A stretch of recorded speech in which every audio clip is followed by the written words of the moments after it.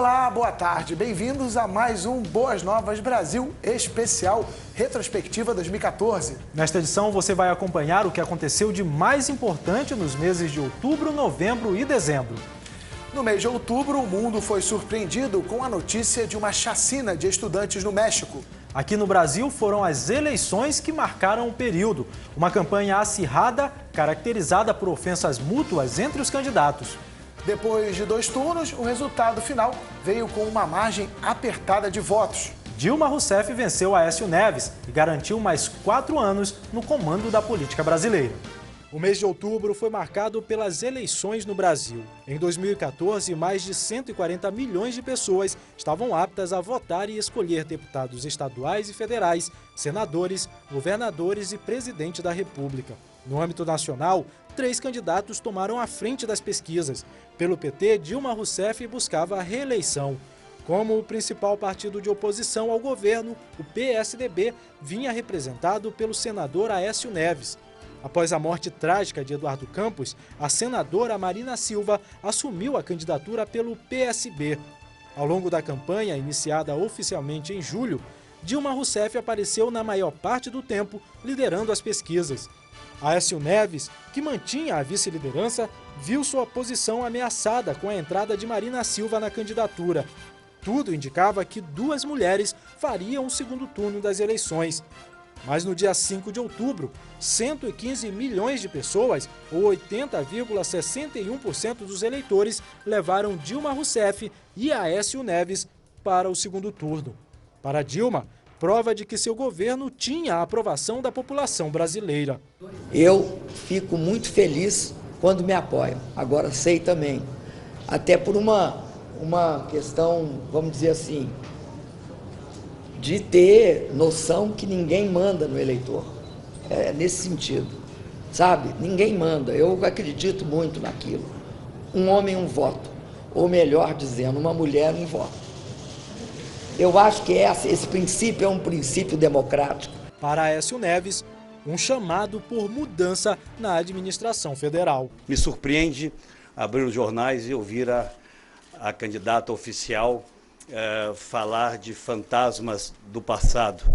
Na verdade, os brasileiros estão muito preocupados com os monstros do presente: inflação alta, recessão, corrupção. Derrotada, Marina Silva levou alguns dias e muita barganha para finalmente anunciar apoio ao candidato tucano no segundo turno. Tendo em vista os compromissos assumidos por Aécio Neves, declaro o meu voto e o meu apoio à sua candidatura. Votarei em Aécio e o apoiarei. Como balanço da primeira votação, um número grande de abstenções.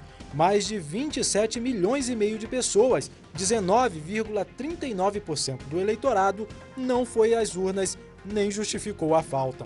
Entre os jovens, um sinal de falta de confiança na política. Em relação ao eleitorado jovem, o TSE informou haver uma redução de 47%.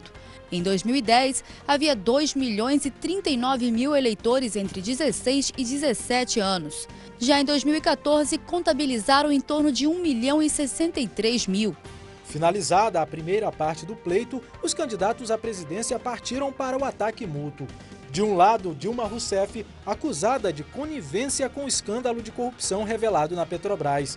Do outro, Aécio Neves, chamado de mau governador, por ter perdido o primeiro turno em Minas Gerais, estado em que foi governador. O tucano apareceu nas primeiras pesquisas, liderando por pequena margem as intenções de voto, sinal de disputa acirrada. Situação comprovada no dia 26 de outubro. Com 51,64% dos votos válidos, Dilma Rousseff foi reeleita para mais 4 anos de mandato. Ao falar sobre o resultado conquistado nas urnas, a presidente disse não acreditar que a acirrada disputa eleitoral, decidida por uma diferença de cerca de 3 milhões e 400 mil votos, tenha dividido o país. Dilma também afirmou estar disposta ao diálogo e que gostaria de ser uma presidente melhor em seu segundo mandato.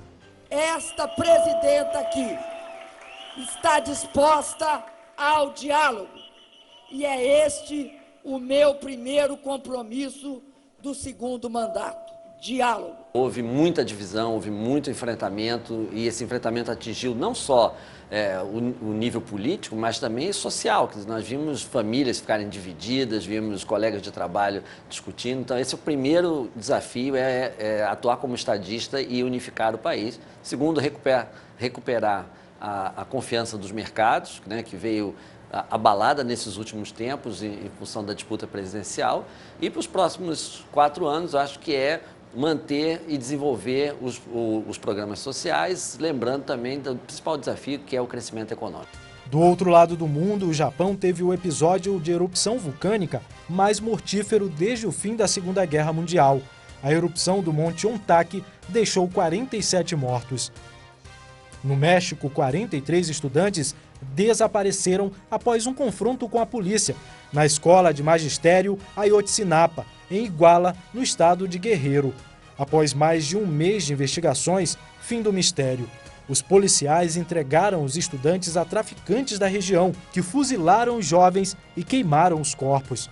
1 mês e meio depois do caso, 3 membros do cartel de drogas Guerreiros Unidos confessaram o assassinato dos jovens. A organização Human Rights Watch classificou o crime como um dos mais graves registrados na história contemporânea do México e da América Latina. Aqui no Brasil, o secretário de Segurança do Rio de Janeiro, José Mariano Beltrame, convocou uma reunião com a cúpula de segurança após uma onda de ataques no Rio e em Niterói. Em 3 dias, 5 pessoas morreram em áreas pacificadas. Os moradores do Complexo do Alemão, Rocinha e Mangueira tiveram mais uma vez que conviver com os confrontos entre policiais e traficantes. A partir de amanhã nós temos operações de repressão qualificada feita pela Polícia Civil em vários pontos da cidade. Os batalhões de operações especiais, né, vão trabalhar na segunda folga, nós vamos ter o dobro de efetivo na rua, né, e ainda nós temos um reforço em algumas delegacias. E a nossa inteligência também vai procurar buscar informações. Na Síria, a explosão de um carro-bomba matou 41 crianças na cidade de Homs.